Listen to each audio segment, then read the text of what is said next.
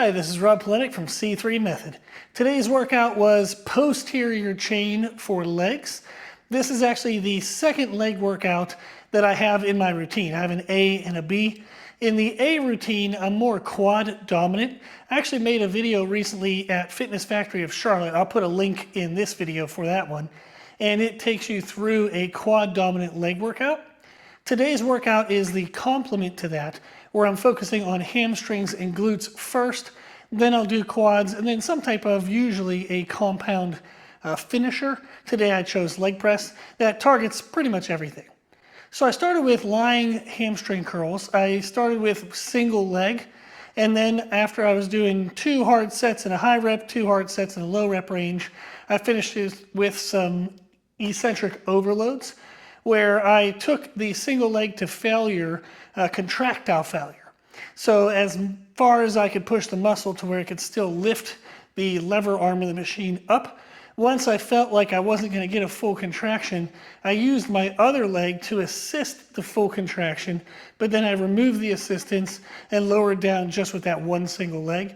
This is an overload eccentric. The eccentric, the extension portion under weight load, is actually stronger for a muscle than the concentric portion, which is when we're contracting the muscle under weight load. Since the eccentric is stronger, there's some untapped potential stress if we only go to contractile failure. So doing the overload eccentrics is a great way to push the muscle further into true muscular failure. After that, I moved on to our machine hip thrust. For this one, I was doing pauses at the top to make sure I could really engage my glutes.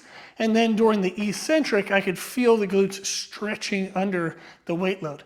I wanted to remove momentum to make sure it wasn't just anything throwing the weight to the top, then anything lowering the weight down.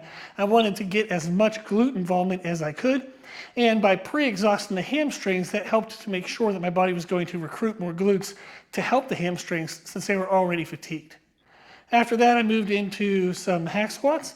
I did these with a reverse band today, so that way I could minimize some of the load at the bottom, which actually allows me to focus more on the bottom, meaning I can slow down my tempo speed, I can get into a nice good stretch, I can get to the bottom and think of a nice forceful contraction rather than a bounce out of the bottom.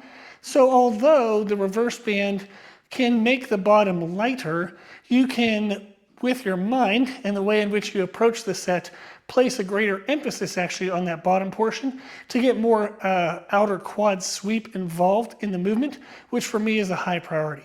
So that went really well, very happy with that. And then I finished with leg press. I put on my Olympic lifting shoes and did a high stance with my feet relatively hip width. And this helped to finish the quads more, again, focus on the quad sweep for myself. However, with the hamstrings and glutes already being fatigued, I did feel a pretty good involvement in my adductors, which are going to get involved in a leg press, and my glutes as well. So that was a really good overall finisher. For that, I did a couple just higher rep sets, 14 to 20 reps. And you can see in the video I got to good failure where I actually had to use my hands to finish the set in order to rack the machine. So overall, this was a really good workout, very happy with it. This is the structure I would use for a posterior chain dominant day. So if you want to give it a try, I hope you enjoy the workout. You can follow along with what's written here, so that way you can see the breakdown. If you have any questions, just let me know in the comment section below, and thank you for watching.